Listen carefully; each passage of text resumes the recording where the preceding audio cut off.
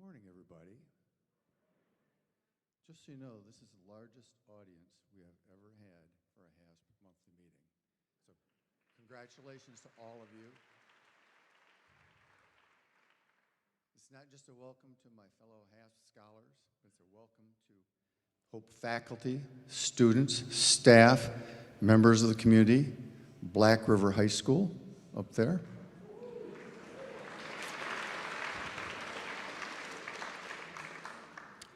For those of you who are guests, HASP is an acronym. It means Hope Academy of Senior Professionals.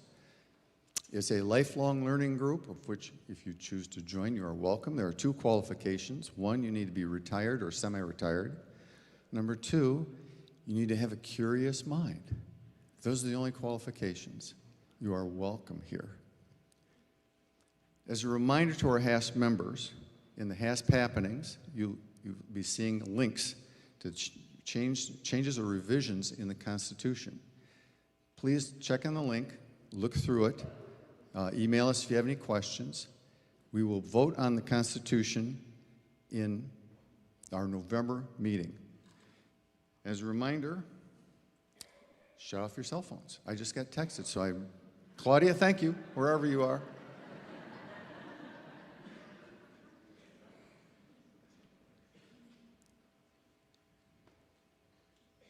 As you are aware, I like to start a meeting with a quote. This is a special time. This is the 35th anniversary of HASP, so it's too quote-worthy anyway. And secondly, because of what's happening, the violence in Gaza, I felt an additional quote would be appropriate. And the first quote is, "You cannot shake hands with a closed fist." And that's Golda Meir. And my second quote, and this is really pertaining to the subject matter today, prejudice is an emotional commitment to ignorance. And that's something that we members of HASP and the Hope College community, we oppose ignorance at every turn. And we battle it all the time. And that's why we're here today. I'd like to introduce our moderator, Milt Nieuwsma, who will in turn introduce Tova. Milt?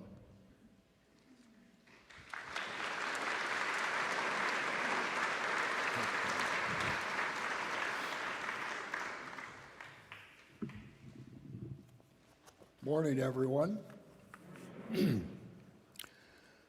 On the 27th day of January, 1945, in the waning months of World War II, a Soviet army regiment liberated Adolf Hitler's most notorious death camp, Auschwitz. More than 1.5 million people, the vast majority of them European Jews, had been exterminated there since the war began. Of the 7,000 prisoners found alive, one of the youngest was a little girl named Tola Grossman, now Tova Friedman, who was 6 years old. As an adult, Tova has made it her mission to tell her story on behalf of the 1.5 million children who died in the Holocaust. Her story is not just one of survival, but of courage and tolerance and hope. Some time ago, it was my privilege to interview Tova for a book about children of the Shoah, and then to return to Poland with her and another child survivor, Frida Tenenbaum, to film their story for PBS. Today, it's my privilege to share this platform with her here at HASP. Before we hear from her, we're going to see a clip from the film. It's called Surviving Auschwitz. We filmed this in 2004. In this clip, Tova returns to the scene of the crime, as it were, with her daughter Taya and reflects on the first time she arrived there with her mother 60 years before, in 1944. Let's take a look.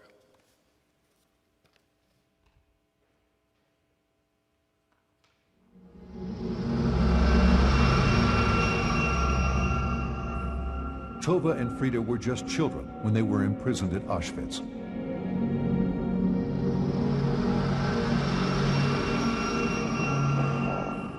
Returning as adults, they relived the horrible memories of 60 years ago. Yeah, but I want to go inside because that's where we got out. We got out right here. Here, let me show you. That's exactly where we got out. Here. See this? Oh, God. Came in right in here for the open, and there we are. See this? To me, this booth, this tower, there were the guns. They were standing there with guns. All of them. See that? Look at that. Just picture SS pointing straight to this train. And, oh gosh. And I remember getting out here,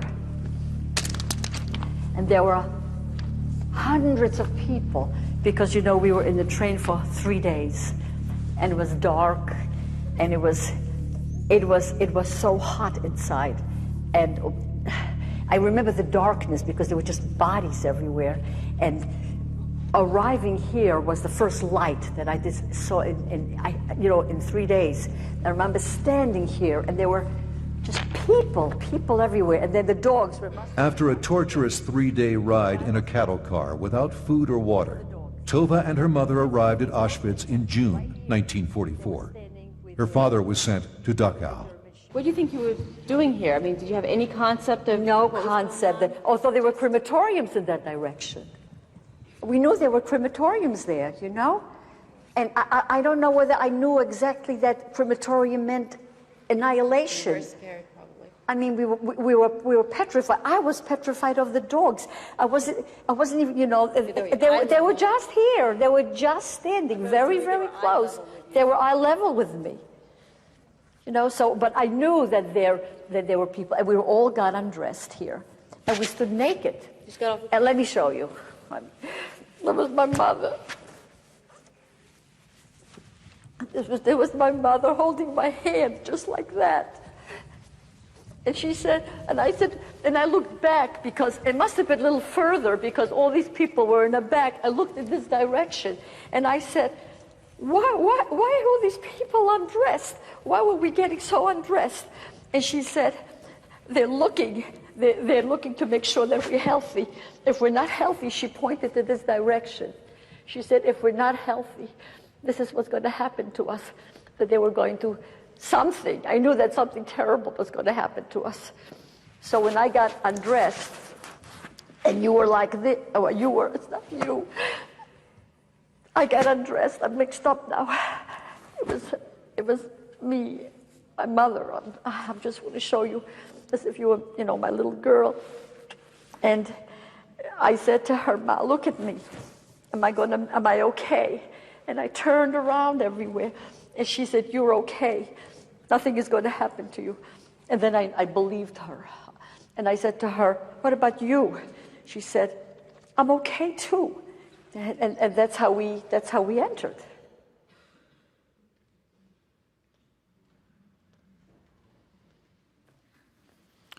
After the program, Tova will be in the lobby to sign copies of her memoir, The Daughter of Auschwitz, which she co-authored with Malcolm Brabant of the PBS NewsHour. Now, would you please extend a warm HASP welcome to Mrs. Tova Friedman.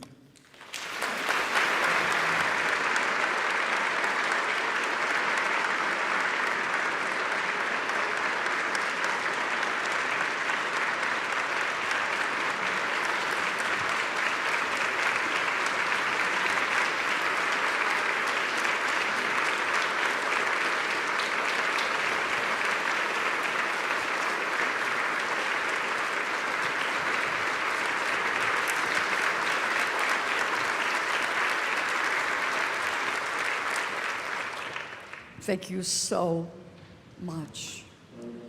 Thank you so much for being here, because without you being here, the story and everything that happened to me and to other children would be lost. So I just want to thank you for the reception and for listening. We are now living in, again, a terrible time, in the sense that, you know, the more things change, the more they stay the same. I'm going to talk to you about killing and murder and destruction of children 80 years ago. Well, look what happens today. I didn't sleep a whole night, by the way, because I just kept thinking of the hundreds of civilians on both sides, on the Israeli side and on the Gaza side. The simple people had nothing to do with the war. It's the politicians. And how did it all start? Hatred. Hatred is what causing babies to die. Babies today, yesterday, I mean, I can talk about what happened 80 years ago, and I will, but babies have been torn away from their parents and with their parents and taken to places. And I just spoke to somebody this morning, and they said they don't know what this person is, they don't know what that person is. And then I watched, you know, the CNN, and I saw the buildings falling, and a man about my age says, I don't know where to go. I don't have a house. I don't know where my family is. And that only happened an hour ago. So things haven't changed.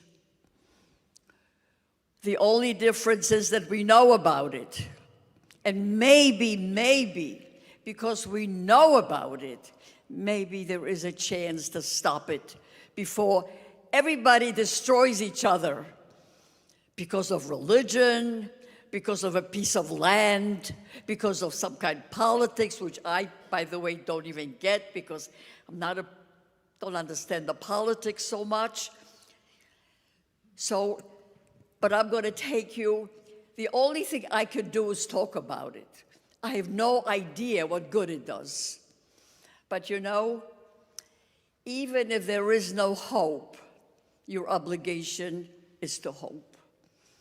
Even if everything's hopeless. Right now, I feel everything is hopeless in the Middle East. They just will be killing each other who knows how long. We still have to have hope, because without that, we can't live. I could not have survived Auschwitz. My mother couldn't have survived if there hadn't been some hope that this will eventually finish.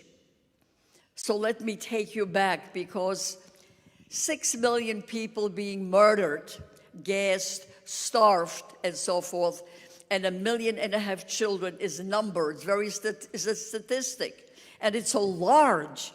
Who can envision 6 million? So, but let me tell you about one person.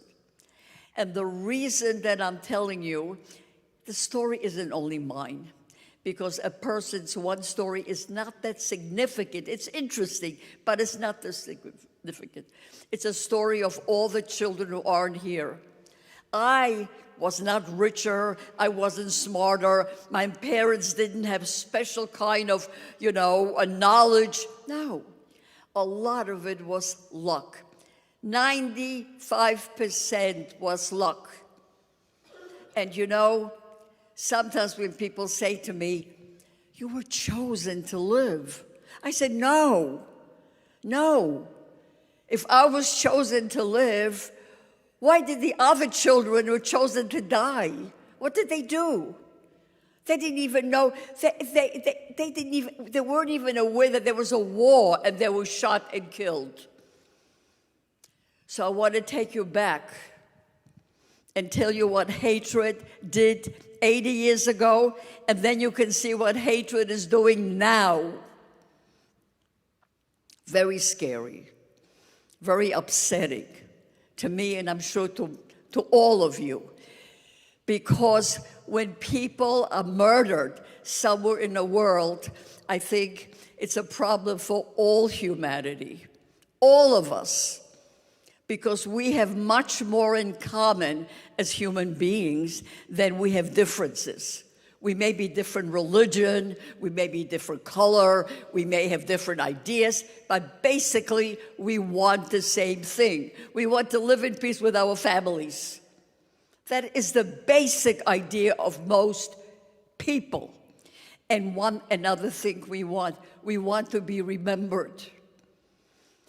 All of us want to be remembered. We know that we all have to die. That's how human beings were made. But we don't want to leave this earth without leaving something behind. Some people have books, some people have paintings, some people make music, some people have children. We want to be remembered.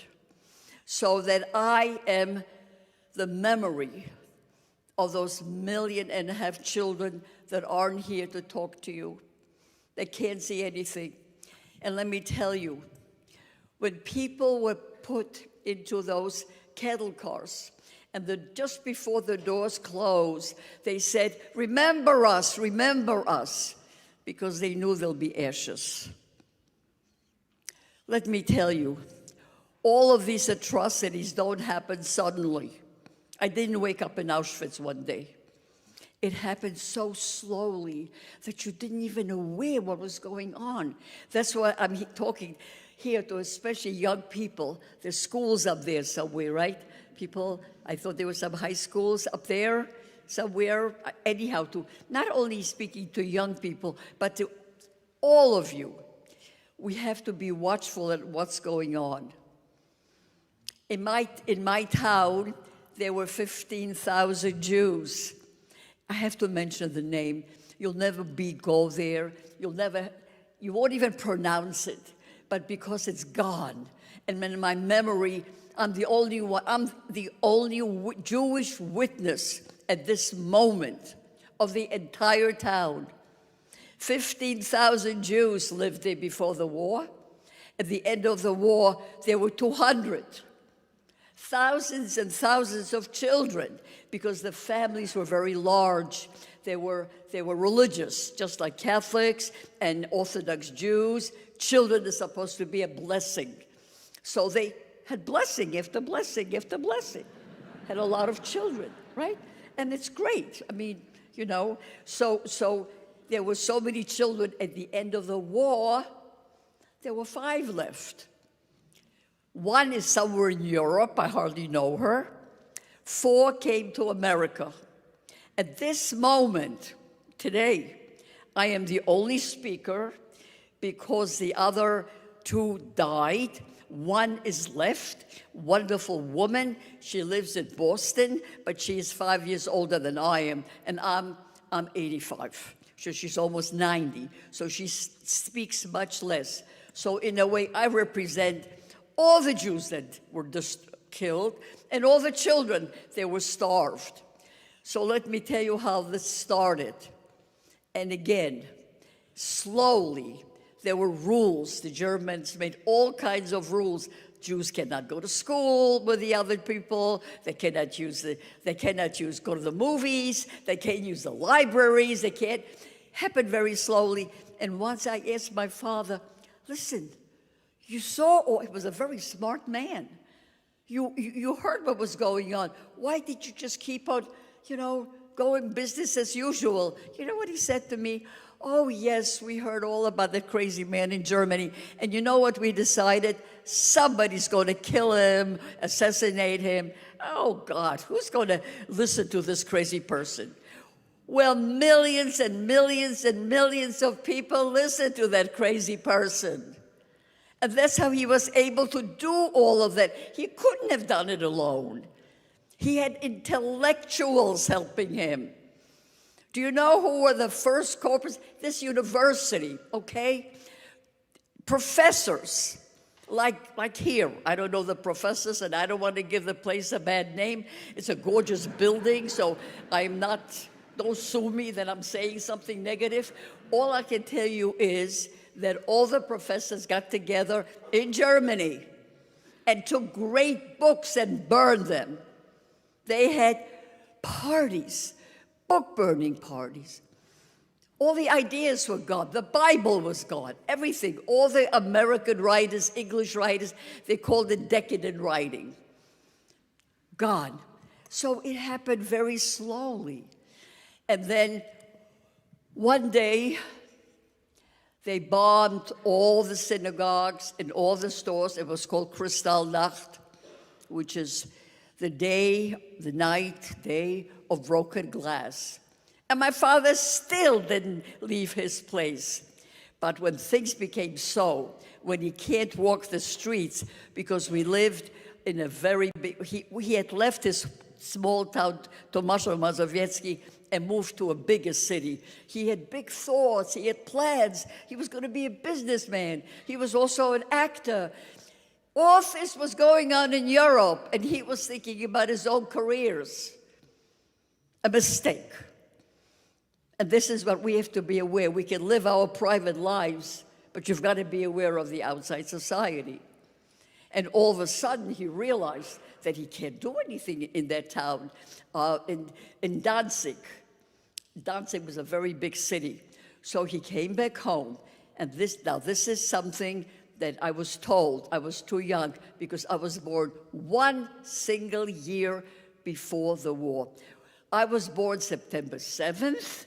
The war broke out September 1st after I was a year old. So I was 1 year.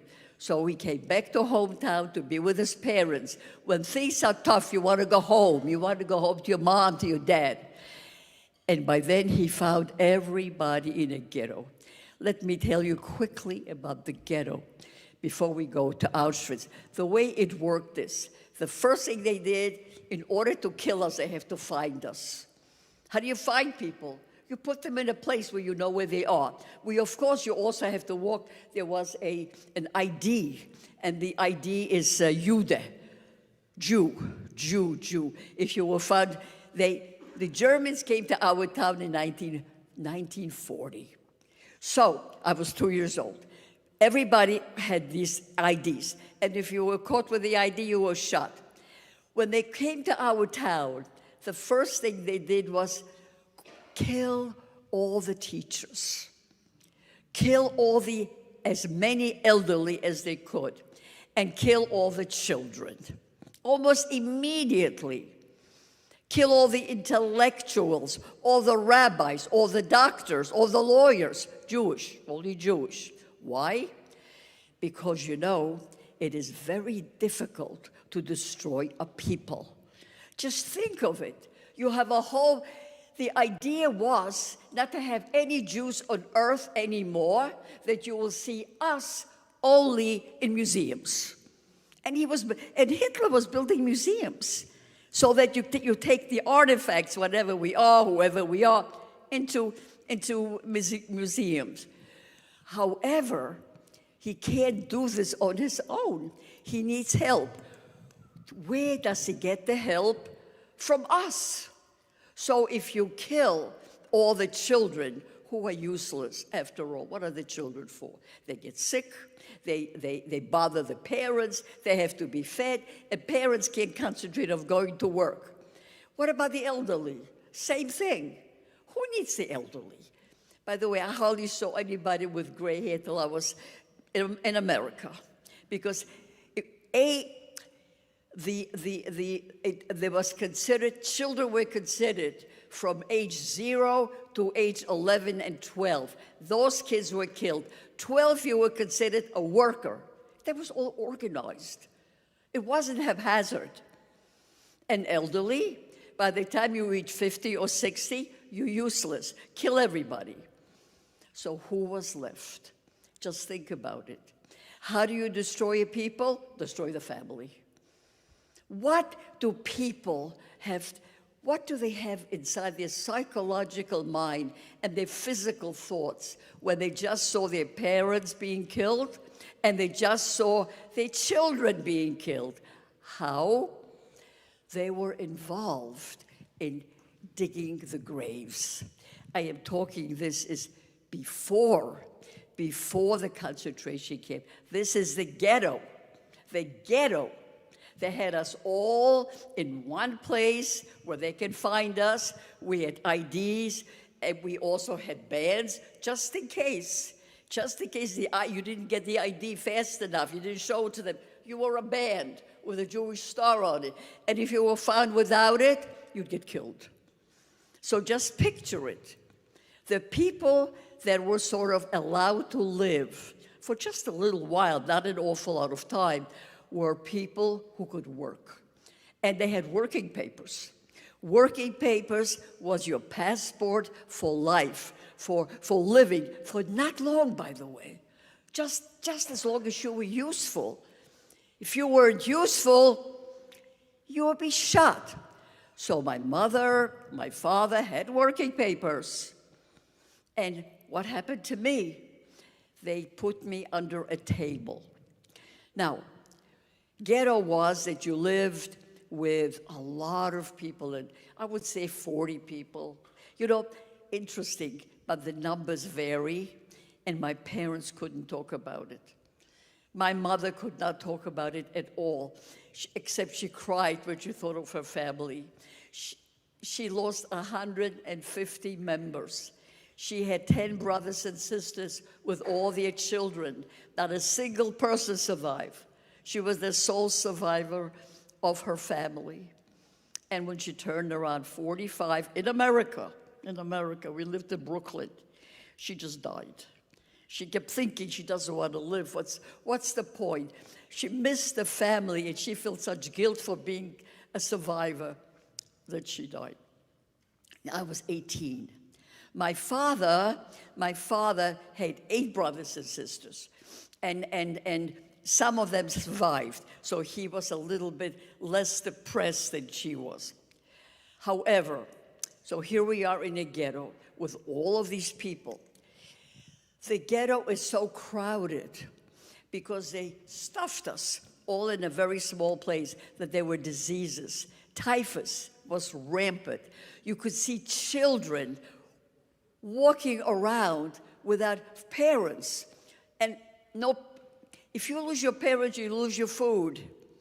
Not that parents had much to give you, but at least they figured out how to feed the children. So they were walking around. They tried to open up soup kitchens. There was a wonderful man, 23 years old. I have to mention these people because nobody knows them. Nobody ever knows them. Nobody will ever hear of him. He stole some money from his parents, and he opened up a soup kitchen for those hungry children, 23 years old, and then he got typhus and died. So those children who depended on him didn't have what to eat anymore. So this is how the story of the ghetto, illnesses, hunger, and the killing of people.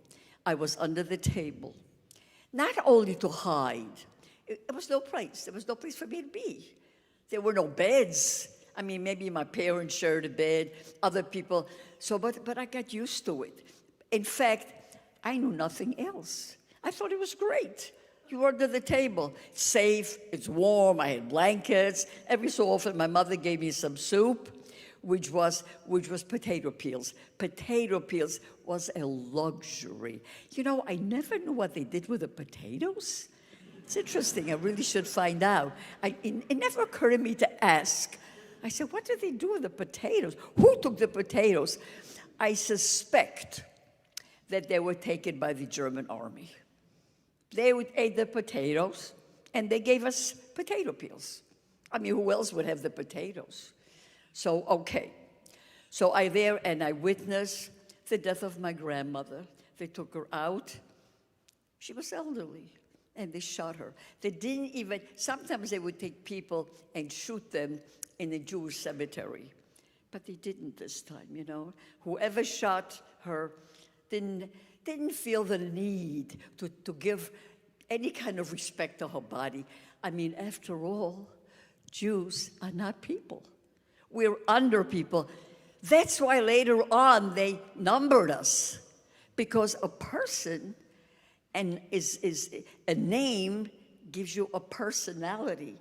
A number isn't anything. It's an anything.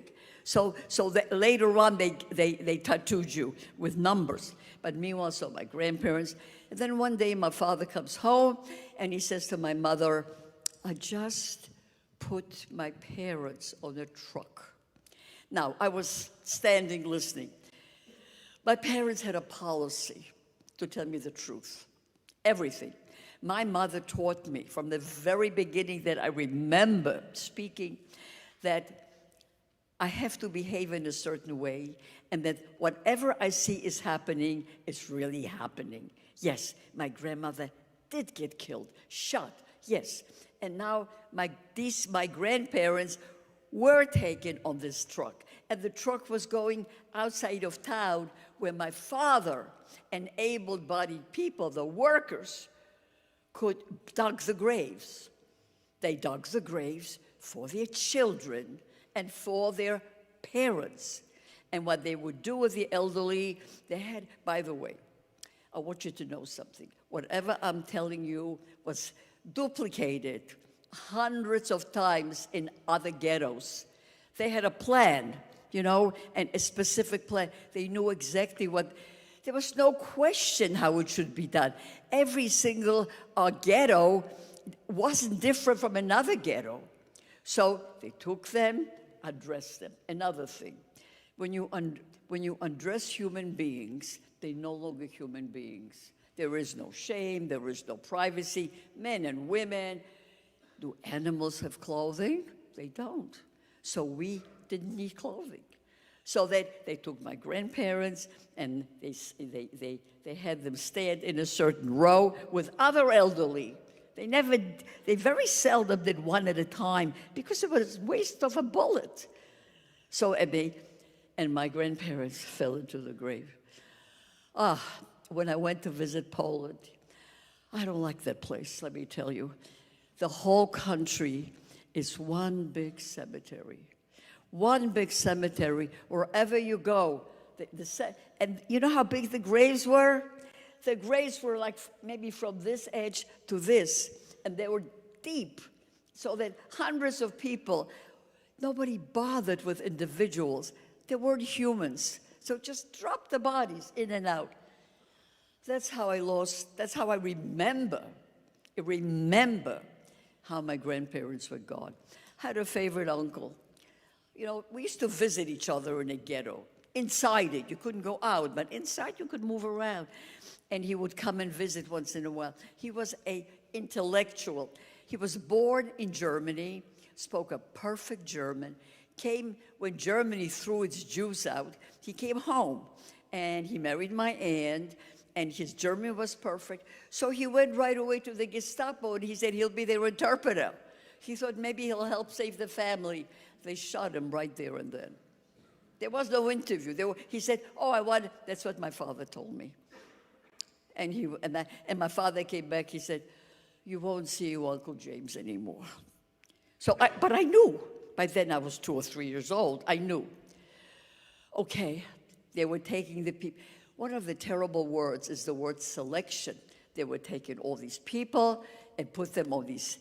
The trains were coming constantly, cattle cars, and they shoved them in, and there were less and less people in the ghetto until maybe a couple of hundred were left, and they still felt there were too many people because they were moving the ghetto. They were closing up the ghetto. That's another style, by the way. You had no idea. Now, that's the difference between what's happening now and happened then, is that there was no communication. No radio, no, of course, we're not talking about telephone even, but no newspaper, no letters. Anybody found with any communication would be shot immediately, no questions asked. My mother kept saying, where are my brothers and sisters? We didn't know. So the ghetto was completely closed, but they were there were less and less people there. And then one day they needed to get rid of all the people because they were moving the ghetto to another place, and the shooting started. Because the cattle cars were full, and there were still people in the ghetto. What are they going to do with them? Shoot them. So I remember I was sitting on my mother's lap. She had her body covering. Her body covered me completely, but under it I kept seeing the shooting going on. I don't know how timing, a kid doesn't know timing. I don't know how it lasted.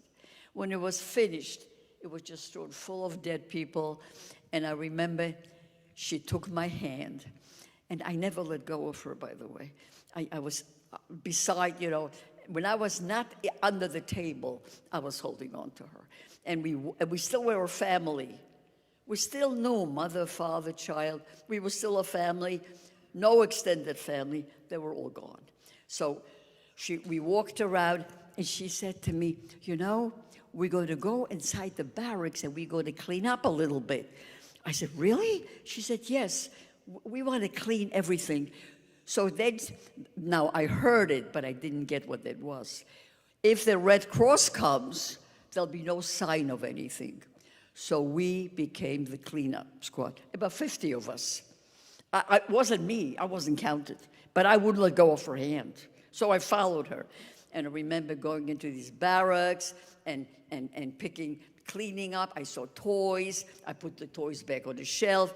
And there were still people in their beds because they didn't want to go, they refused to go out of their beds. They were sick, they were scared. But we weren't there alone.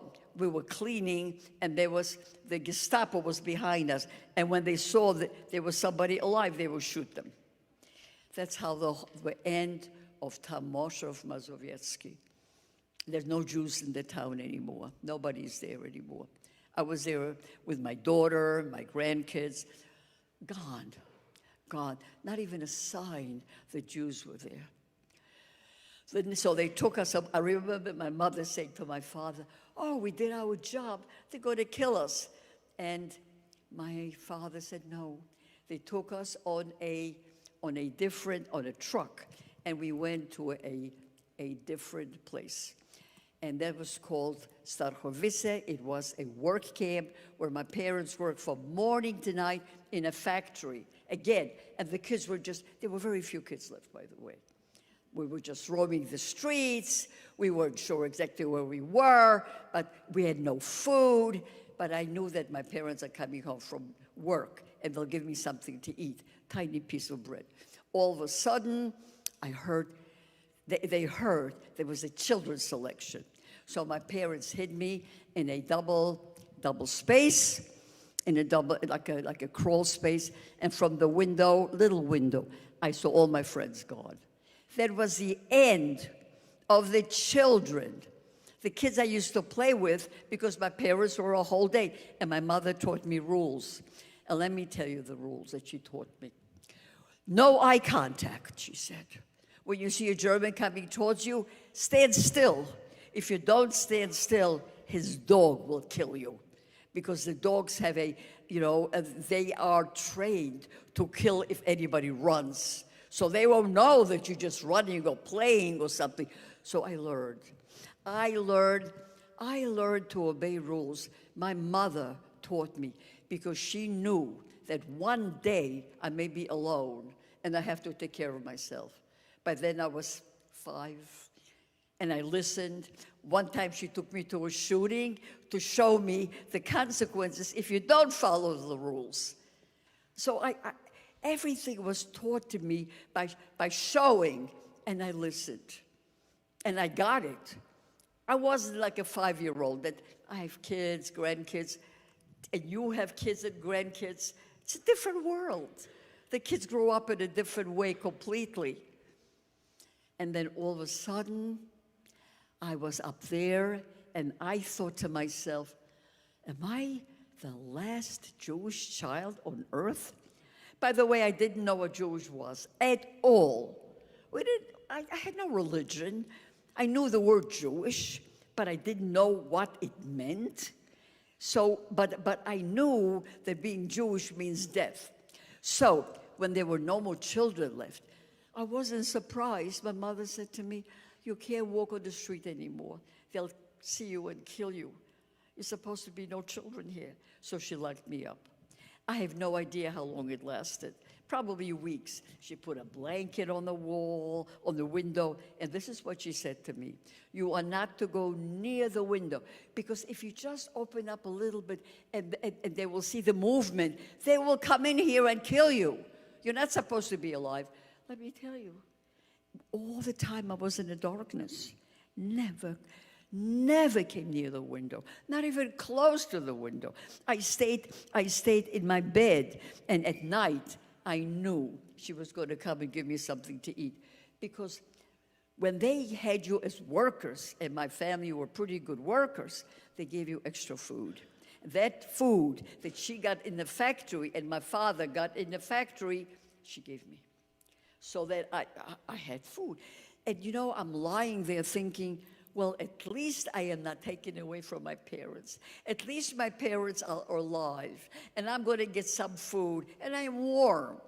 You know, these thoughts had to be, not that I wasn't scared, not that when I heard noise outside, I came completely still. That's what I learned. I learned to be as invisible as possible. One day my mother comes in and she says to me, go out, you can go out now. Couldn't believe it. It was a summer day. I was just walked out of the room and there were sunshine and sky. And I began like, oh, I was so elated. And she said to me, and I said, what are you packing? What are you doing? She said, we're going to Auschwitz. Now, again, there were Tomasz Mazowiecki was cleaned up, and they moved us to Starchowice, another town, but 58 miles away. I checked it on the internet. Sometimes, you know, as a child, you're wondering if it really happened.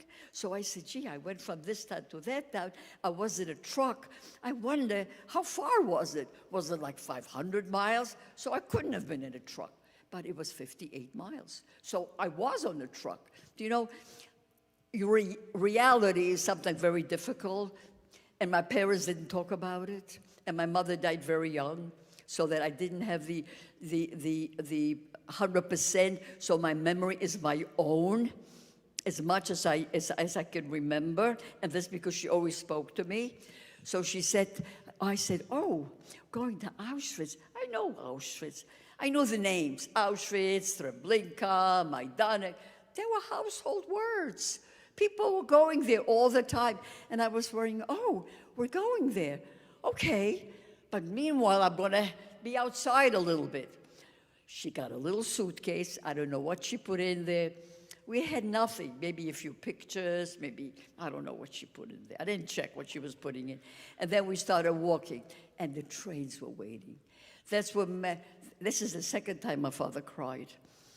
First time he cried when he told my mother that he put his parents on this truck that were going to their death. Second time now. And they were separated. It's the first time my parents were separated because till now they were like together. I got on the train, I couldn't get up. She held me up because it was about that high. If you've been to Auschwitz, there is this, it's not the replica, it's the real kettle car. And there were more and more people, more and more women got on. First it was just the two of us, and another woman was sitting there. More and more and more, until we stood very, very tight to each other. And I read, I didn't know about that, that was 36 hours. Now, I didn't know time, but I know it was 36 hours, no food, no drink, no anything to eat. The noise was deafening because the women were screaming and crying. They knew where they were going. They knew it was their last trip on this earth. So they was throwing up. But you know what I worried about? I had to go to the bathroom. I said to my mom, I have to go to the bathroom. And she said, she couldn't even answer me. She had her hand around me. I was standing right here. She had her hand like this.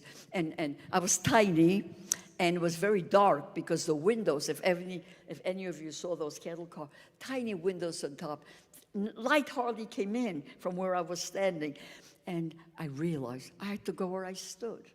And you know, that was so terrible because I was still a nice child with all the ghetto and everything. I still went to the bathroom. I still understood hygiene. There was no hygiene. And people went everywhere. And there was feces and throwing up until we arrived to Auschwitz. Though I know the door opened there was light. Such light. The first thing I saw were the dogs.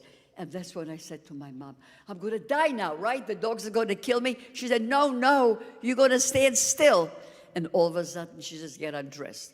Again, having no clothes takes away your humanity. They knew exactly what they were doing. They took our clothes, and I said, why? Why I have no clothes? And she said, they're checking us, because if we have any kind of, something imperfect in our bodies, she pointed to the gas chamber. There was smoke. There was dark smoke all over. And then I said to her, that's the smell. Because the moment the door opened, not only was there a terrible smell from where I was, inside this cattle car for 36 hours with everybody throwing up, but now there was a different smell, the smell of burning flesh. And I couldn't, by the way, it permeated the whole time I was in Auschwitz. And she said, I said, look at me. I remember saying the first thing, me. Look, I was naked, and I was undressed, and I turned around, and I said, look, am I okay? She said, you're okay. I said, what about you? She said, I'm okay too. And she went like this to herself, to make herself. And I noticed that there were men examining the women, and some women who didn't pass the test, whatever they were looking for, went straight to the gas chamber. Within a short time, another thing, let me tell you something quickly. I had that suitcase. My mother said, I got to find your father. He was in a different cattle car, same train, but there was the men and women. I got to find him. So she said, you take that suitcase and let nobody touch it. And I remember, like it's today, I'm holding onto the suitcase, and my thought was, dare somebody take that suitcase? That belongs to my mom. Those were my thoughts, with Germans everywhere and guns and dogs. She comes back and she tells me a terrible story about a friend of my father who was killed by somebody inside the cattle car. But I said, I have the suitcase. Within 2 minutes, they took away our suitcase. But I remember my thoughts, I felt so grown up. That she's, I am in charge of our only possession. Within a short time, they took us to another place. That's before entering Auschwitz proper. There was a fence, and we didn't get in there inside yet. And they cut my hair and shaved my hair. I remember I was so small that some woman who was Jewish, most of the work was done by Jews under duress. She picked me up on a bench and she said to me, you poor child. And she shaved my whole head. And she gave me I was naked. She gave me some clothes. And then then when she was finished, and there were all this hair all over, I was barefoot. And I couldn't find my mom. Everybody looked alike to me without hair. And then my mother puts her hand on my little, my bald head. And she says, okay, come with me, we're going inside the barracks. With a procession, everybody who was ready, just watch us. No hair, some kind of garbage clothes that they gave us. You know why they took our clothes away? Because the poor German people in Germany needed our clothes. So there was a whole factory there where they cleaned and they washed and they ironed and they disinfected. Children's clothes, adult clothes, that was the style. They took our clothes so they could send it to their people in Germany. So anyhow, I got some kind of a rag, come to a barrack, I get a middle, I called it a shelf, a middle, whatever you call it, a bed or bunk, and she helps me on because I can't get on. And again, teaching me. You're going to get a cup and a bowl and spoon. Don't you lose it. Don't you let anybody steal from you. You'll starve to death. Because, she said, when they're going to come around, now they hadn't given us food yet. We were starving. 36 hours without food, without drink, without anything. We still didn't get our food. We threw our hair had to be done, our clothing. And now we're sitting inside, and she says to me, look, the way it works, she said to me, they come around with food in a barrel, and they will take, and ladle. They will ladle out to you a little bit of the soup, which really wasn't soup. I mean, it was just something hideous, but after a while, it became a delicacy. Let me tell you, when you're so starving, anything is food, anything. So she said, but they don't look at your face. So if you don't have a bowl, you won't get it. And the person who stole it from you will have 2 bowls. Well, let me tell you, nobody touched my bowl. I was so careful. I hid it among some blankets. And then she taught me, you go to sleep here, there'll be more and more people coming in. You can't move around so much, because if you do, the other people have to move also. So that, please, be a little bit considerate. And I did. And then something else, again, the going to the bathroom. How will I go to the bathroom here? She said, you won't. You will go only with the adults. And that means that twice a day, you'll go with all of us. Now, I don't know if anybody had been to the Auschwitz, but there was like a slab of thing and the big holes. Well, I fell in at one time, and she had to get me out. And I must have gotten very sick because I became very ill. I tried to cover it up because I was frightened. Sick means death. I knew that. Every day there were these wagons coming around, taking the dead ones to the crematorium, those who died of starvation. So I got sick, and I was apparently had scarlet fever and all kinds of things. People would get sick now without penicillin.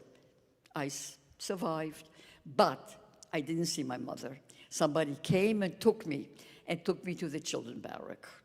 For the first time I saw children, I was utterly amazed. There were children here. So they tattooed me. And here I am, 27,633. I didn't know what that was, but I learned. I learned very quickly.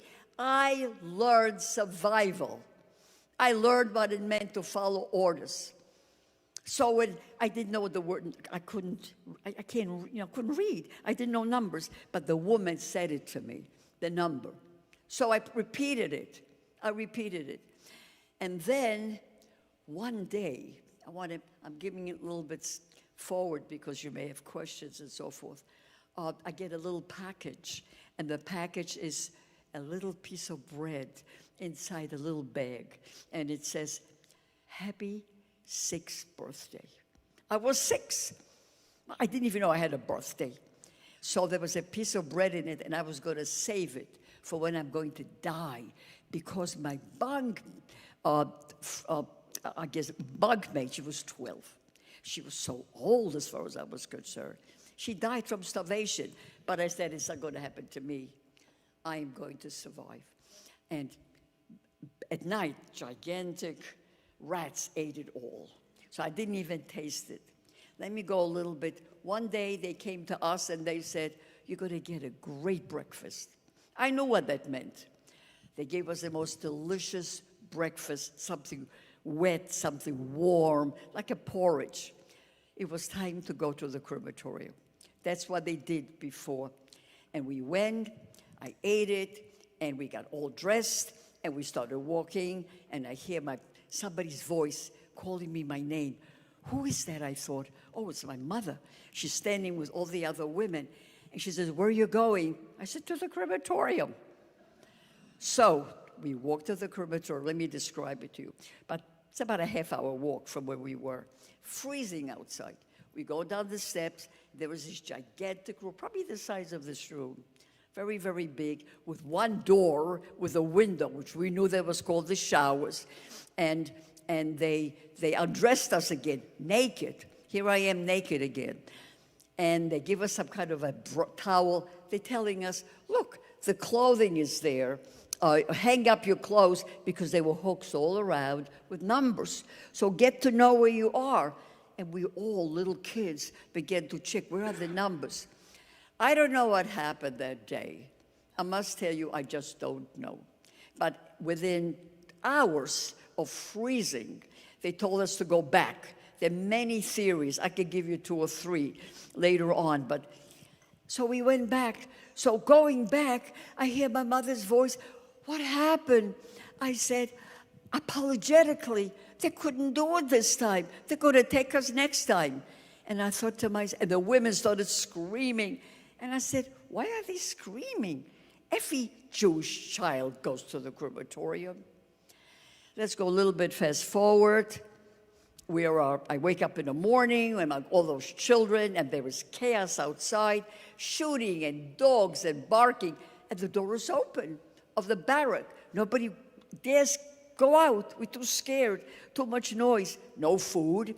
The woman who takes care of us never came with any kind of food for us. All of a sudden, the door opens. My mother walks in. I didn't recognize her. I haven't seen her for about 4 or 5 months. I heard her voice, and she had to convince me that she was my mother. And this is what she said to me. Look at me, she said. They are taking, the noise outside you hear, they are getting all these people to go to Germany because the Russians are on their way. And they don't want to leave any witnesses, which is another craziness. There were witnesses everywhere. There were dead people everywhere. She said like this, look at me. I won't be able to walk, but you may make it. I will be shot. By the way, 95% of the people on the death march died. They were either shot or they just fell from exhaustion. And she said, I don't want you to survive by yourself. You should not live by yourself. This is not a world for children. Will you die with me in Auschwitz? I said, yes.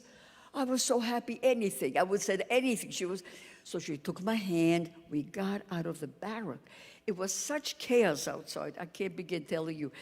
It was frightening, shooting and crying, and people were being lined up with guns, And she found she must have planned it, to a hospital for women. She walks into the hospital, and I'm behind her. I don't let go of her for a second. And she begins to go from corpse to corpse. And she finds a corpse of a young woman who was still warm because she wanted to maneuver the body. And she uncovered this woman, and she said, climb in. And I did. Obedience was the answer for survival, at least for me. So I climbed in, and she covered me up, and this is what she said to me. I remember exactly how she manipulated my body, put me that way and that way, and this is what she said. Do not breathe onto the blanket. It shouldn't move. And I remember the movement of the blanket when I was in a dark room by myself. I knew what she meant. Breathe into the floor. And she put my face and my nose to the floor. Nobody will uncover you. No matter what you hear, I'll be the only one. I said, okay. Again, I was 6.5. I was an adult. I knew what was going on. And she disappeared. All my thoughts were, she's not far away. I'll do whatever necessary to stay alive, and I'll be with my mother. And then I hear the boots. I don't know if you ever heard the German army marching. They have something under their feet. I don't know, that makes noise, some kind of something. And stops by my bed. I stop breathing. Nothing. And I don't even breathe to the ground. Stop breathing. I don't know how long I could have kept it on, but the person walked on. Because all he saw was the face of the dead woman, and her hands were outside the blanket. And I was under it in such a way that I didn't move. And then it was quiet. First there was noise and screaming and crying and shooting, but then it was all quiet. I'm quiet. And then I smelled smoke, and I said, how will I breathe? My mother told me not to uncover. I can't hold on anymore. Just as I thought I have to uncover because the smoke was going into my lungs, she uncovered me. And these were her words. In Yiddish, they are gone. And that was when all the Germans left with 50,000 people walking out of the camp because the Russians were on the way. And so we all I looked around. there were lots of other women who were hidden with dead bodies, with corpses, and those corpses were being thrown off the bed as the women were climbing out. My mother I couldn't find my shoes anywhere. She took my hand, and we opened the door, and they had set our barrack on fire. The Germans tried to set everything on fire in Auschwitz, to leave nothing for the Russians, which was crazy because everything was there. The Russians could see everything. And then we all started walking to the electrified wires. We still couldn't get out. And within a short time, the Russians arrived and stopped the electricity. And there was January 27th, 1945. I was liberated with my mother. Later on, my father was in Dachau, and he also came. We all went back home. I can tell you that later. And the three of us survived, which is an absolute and complete miracle. And I'm here to tell you as a witness, and I think I'm out of time.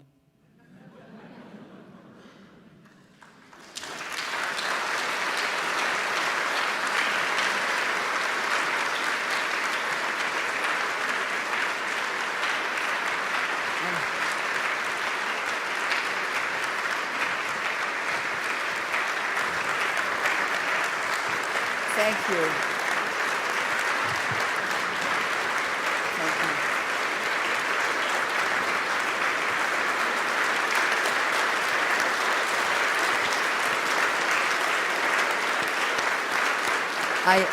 I want a gift from you, especially from the young people. I don't know, but anybody.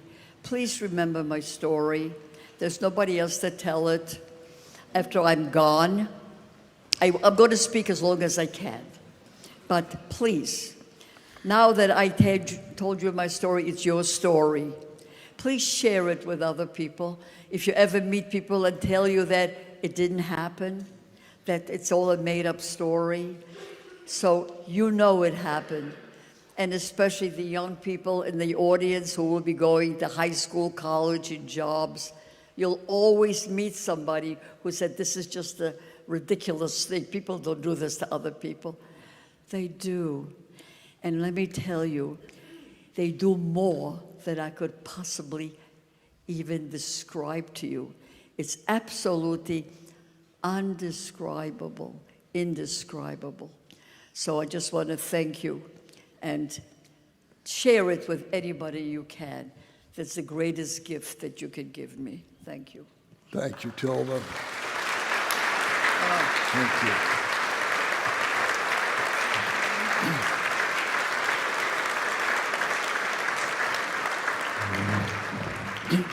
For the rest of the hour, and we're running a little overtime, we're going to have a conversation with Tova and her daughter, Taya.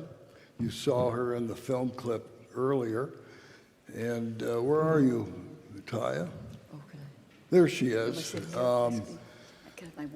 Before she sits down, I'd like to tell you a little about her. Taya is one of Tova's 4 children, and she herself is the mother of 4 children, 2 sets of twins, in fact. As the child of a Holocaust survivor, she represents the next generation to carry on. She was born in Israel, came over with her parents to this country when she was in grade school, 10 years old, I think you were. She works as a strategy and innovation manager at Ferrero, did I pronounce that correctly? And lives in Morristown, New Jersey. Please welcome Tova Friedman.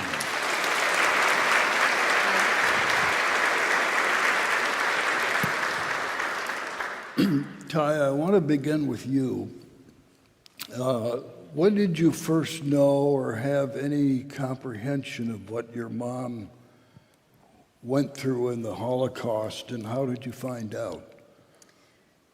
Thank you, Milt. So actually, I'm child number 3. So as you know, we learn things much faster than maybe child number 1 or 2. So always known about the Holocaust. I've always known about my mother's experiences. And I remember bedtime stories about the mice eating, or the rats eating the bread on her. So I remember that story from early childhood, or falling into the toilet. So I've always known it. And I think it started when my older sister started asking questions. And then as my mother started talking to my older siblings, of course I heard, and then I heard at a much younger age. And I actually told my children, and my children know all the stories from the time they were really small.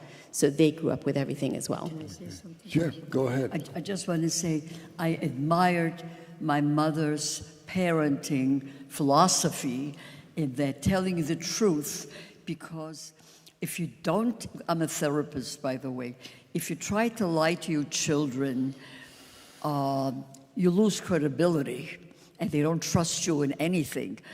Even if the truth is ugly, you can say it, you can sort of make it a little gentler, but you have to tell them the truth. So when a 3-year-old would come over to me, my kids, and my grandkids, what is this number that you have? You're not supposed to write on your hand. And I said, you're right, but I didn't do it. And as they got older, I told them the truth, more and more and more and more. Just the way my mother talked to me, and because of her, I could take care of myself and survived. Tova, have you ever wondered what life would have been like for you if there had been no war, no Holocaust? Would you be living in Poland today? I want to tell you, it's every survivor fantasy, because when we were in Auschwitz, and we were there for a long time after liberation, because my mother was so weak, she couldn't walk any place. And we had to eat first and so forth. She started telling me stories about the wonderful family, brothers and sisters and cousins. And she said, oh, you're alone, you were always alone. Well, come home, and you'll find such wonderful family there. And I always in my head said, oh my goodness, I am alone, except the wonderful family that I made myself. No brothers, no sisters, no cousins, no anything. Nobody. All our holidays were just the 3 of us, mother, father, and me. And when she died, there were just the 2 of us. Well, I see the American friends had all kinds of relatives. Yes, yes. I may not have ended up in America, I don't know, but I would have a family. And I want to tell you, aging is very difficult if you don't have family around. And I'm just very grateful that I have my children.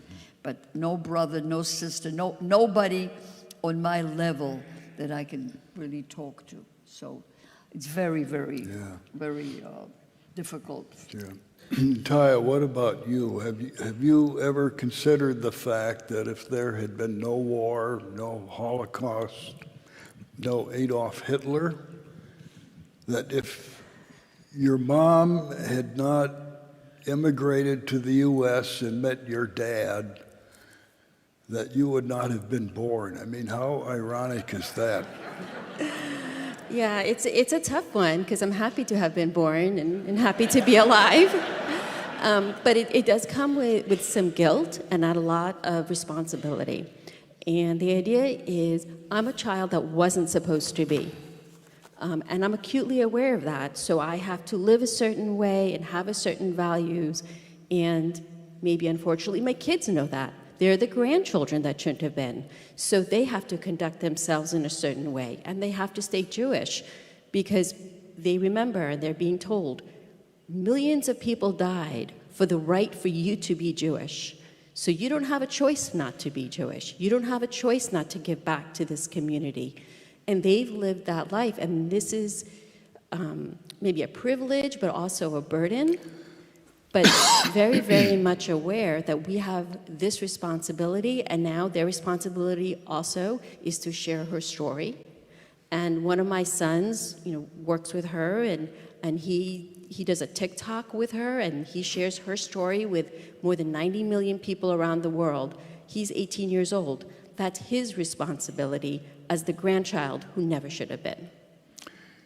I know we have a bunch of students here, and they know about TikTok. I don't have a clue about it.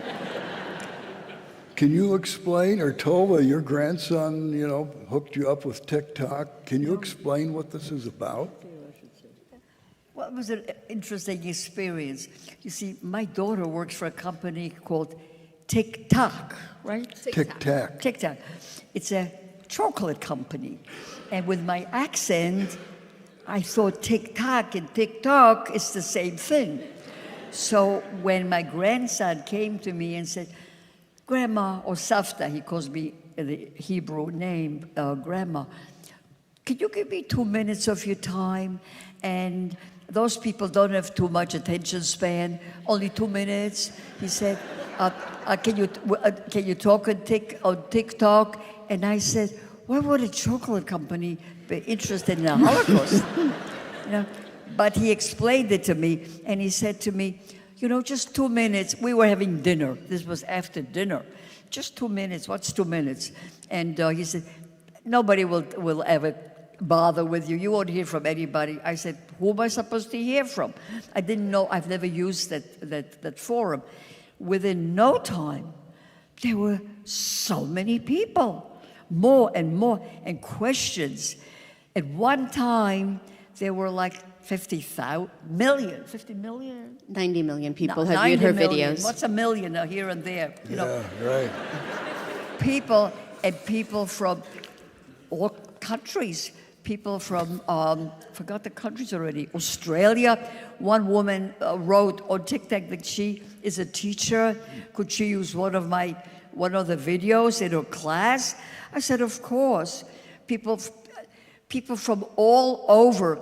And I said, whoa, this is a fabulous way to help people understand what happened. Young people, 13, 14, 15, 16, those people are usually not interested in anything like that.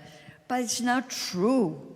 I think the people, young people, are interested if they're given a chance. And sometimes we get as many as 200 questions from those young people. It's amazing. And this is all because of her son, Aaron Goodman. So that my family is involved in continuing whatever the story after I'm not here. And he's the And third when I'm here. generation to carry on. Right, the generations. Right. But that doesn't mean don't forget your responsibility. You also, I want you to spread, and especially the young people who are here. So please. I have a lot more questions I wanted to ask, and I'm sure you all have questions too. You'll have an opportunity to talk with Tova and Taya in the lobby after the program, where Tova will be signing books, but our time is up. I'm so sorry. Why is it up? Unless we want to run over, Does somebody else need the place? defer to Ian on this. Can we go to 11 o'clock? Is that all right? Okay. What? We'll continue another 10 or 15 minutes. Well, if anybody has any questions, I'll be honored to answer them. Anything that isn't clear that you want me to explain further, because I was told they only have that much time to talk. Anybody have a question? How are we going to get the poses? Yeah, I'll repeat to her. I'm interested in learning more about after the war. You went to school and you were kind of bullied and called names, and as a young elementary person. The question is about the question is about your experience after the war trying to go back to school. Thank you. It's a very, very good question. You said that you bought a cross. You, s- Tell me That was in the film. The Yeah. question was about the fact that You read the book. She had bought a cross and had tried to wear that to school because of all the bullying. You know, okay, can I stand up? I speak better on my feet. You know, I'm a very proud Jew. I keep the Sabbath as much as I can. I'm kosher. And so are my children and grandchildren. But that's after I learned what Judaism was. After the war, I had no idea. All through Auschwitz, I had no idea why Jews were being killed. Nobody told me. My mother didn't say, well, we believe in such and such. Who had time to talk about these things? So when I came back to Poland, I was a terrible reception. They told me, that the neighbors said, what are you doing here? I thought Hitler killed you all. And when we went to school, the kids called me dirty Jew. And I said, wait a minute, not again. But then I was 7 and a half. I said, again? What is that? And when they began to call me a Christ killer, I never heard of Christ. And I said home, and I went home and I said, I killed somebody. I don't know who I killed. Do you know, it was such a shocking experience, but I saw that they were all wearing those things. Polish kids are very religious. So I stole some money, and I said, this thing is going to keep me from being, you know, called a dirty Jew or something. So I bought one. I didn't dare wear it at home because I knew, I sensed it wasn't the right thing. But in school, I walked around. That was like my badge of honor. I thought I'd be safe, but it didn't work. They didn't work. So when they were so terrible to me, and then my mother found the cross, wow. So here she was furious at me, and the kids in school didn't accept me. I said, I'm finished with school. I'm not going back. And I didn't. I did not go back in Poland at all. I think I started my school much, but I didn't learn to read till I was 12. By the way, I missed nothing. So, you know. So that was the story of the cross. Taya, I have another question for you. Some of you saw the film Surviving Auschwitz at the Knickerbocker yesterday. And we filmed in Mengeles medical barracks next to the Kinderlager where the children were held. And we learned about Mengeles' experiments on twins, which were truly horrific. What thoughts went through your mind? I mean, you're the mother. At that time, you were the mother of one set of twins. You've had another set of twins since. 22 years old, I think, are the older ones' age. What went through your mind when we were filming, and what goes through your mind now when you think of these experiments that were performed under the guise of medical research? Yeah, I mean, you know, to have, for those of you who didn't hear, I actually have 2 sets of twins. And I think that is, you know, God's way of trying to repopulate the twins and all the experiments that happened. And when I went back with my mom to Auschwitz, the Kinderlager where the children's were the barracks next to Mengeles experiments. And for me, that hit very close to home. Because, like I said, I had, at that point, 1 set of twins, now a 2nd set. And as a mom, I could never, ever imagine the experiments being done and knowing that my kids would have been those kids that were getting experimented on. And I think about that when I see my twins. The thing about being a child of a Holocaust survivor, some things that you may not think about when you see kids or you see trains or you go for a haircut, they have a whole different meaning for children like me. So when I see twins, we think about experiments, what would happen to our kids knowing that they would have been killed, they would have terrible things being done to them. So that was, I think, one of the more traumatic points for me when I was in Auschwitz with my mom. And later, by the way, I took my kids back, all my kids back into Auschwitz, and we went into saw Mengele's experimental area. Tova, you talked about going to the crematorium and then being sent back. Little known fact is that over 100,000 children wound up at Auschwitz, never came out. And when you came to America, a well-meaning doctor offered to remove the tattoo on your left forearm.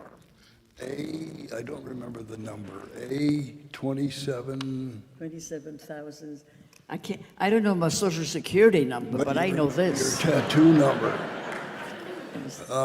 27,633. Okay, so what did you tell him? I had a wonderful, when I came to America, everybody wanted to Americanize me. It was like a project. My teacher made me cut my braids. She changed my name to something I couldn't recognize. And she told me never to show my number to anybody.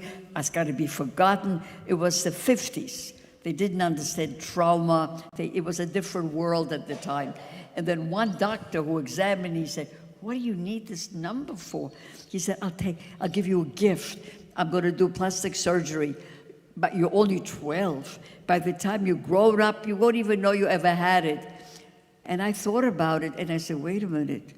I didn't do anything wrong. I want to show the world. Even at that time, I wanted to talk about it, even if nobody wanted to listen to me. Nobody listened. And I said, no, I'm keeping it. I want people to know it. And I have met people, by the way, who did take it off. Do you know they're sorry? Because they said as my age, I met people my age who have taken it off years ago. You can't even tell they had it. And they said, it's such an important part of my life. I can't even share it with my children. So this is like it's a sign and a symbol that I carry with me, that I want the world. Sometimes I go to schools and the kids have never seen it, and I show it to everybody who wants to see it. They tattooed me at 5. They tattooed 2-year-olds. That's how they kept track of us. That was our name. I think it's important to tell, so I never thought even of taking it off. Thank you for the question. Yeah, in the book you talk about never seeing a person with white hair until you came to America, and you mentioned that in your talk too. Could you elaborate on that? Do I what? Could you elaborate on that? Oh, well, being old was dangerous because being young and being old, the old were useless, so I never saw any. I didn't see any. And I started relaxing a little bit when I went to a DP camp, displaced people's camp, because we didn't know where to go. We were so displaced emotionally and mentally and physically and financially, but slowly. And even in the DP camp, these were survivors. And I didn't see any there either because the survivors were like my father's age. 30s, 35. I was 10, so, something like that. But when I came to America, I first saw all these people, gray hair, those who didn't dye it, Really. I want to ask you one more question, then I think we should wrap this up. In the book, there's a scene where your father is talking to a rabbi. My father. Yeah, and the rabbi says, "Lord of the universe, how can you let this happen?" So I want to ask you the same question. How could God allow the Holocaust to happen? Well, how did it affect your belief in God? It's a very tough question because there are Holocaust survivors who became very religious after the war.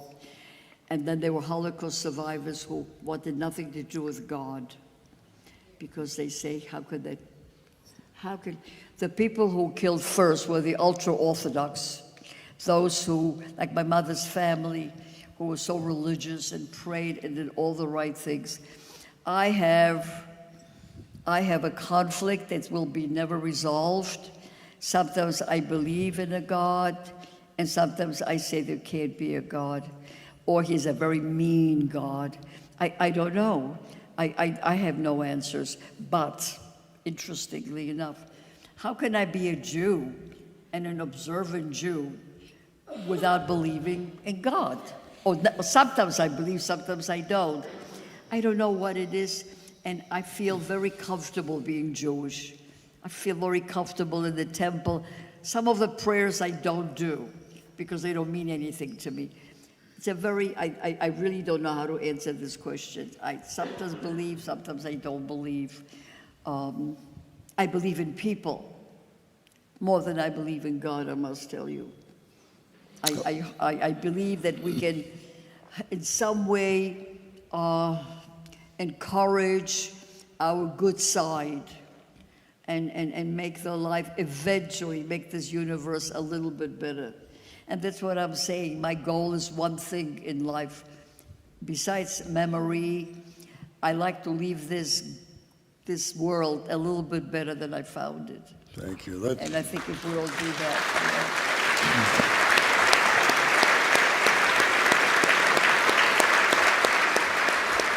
Thank you for that. I want to end, hold on just a second, John. I want to end with a quote from Steven Spielberg. It's from an interview he gave Lester Holt on NBC on the 25th anniversary of the release of Schindler's List. It was right after the mass shooting at the Tree of Life Synagogue in Pittsburgh. We're talking 5 years ago, October of 2018. This is what he said, and I quote, "There is more at stake today than even back then," referring to when Schindler's List first came out. "When collective hate organizes and gets industrialized," he said, "then genocide follows. We have to take it more seriously today than we have had to take it in a generation." Steven Spielberg. So Tova, thank you for telling us your story. Taya, thank you for telling yours and for representing the next generation to carry on. Please let's give Tova. thank you very much. Thank you. Thank you.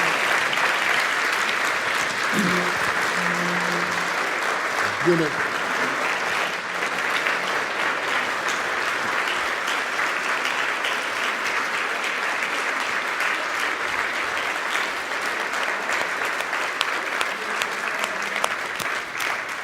We're going to turn this back over to John while the rest of us head to the lobby. Ladies and gentlemen, today was a very, very special day for HASP, for Hope College, and for our community. Because today, our hearts were collectively touched. I'll see you in November.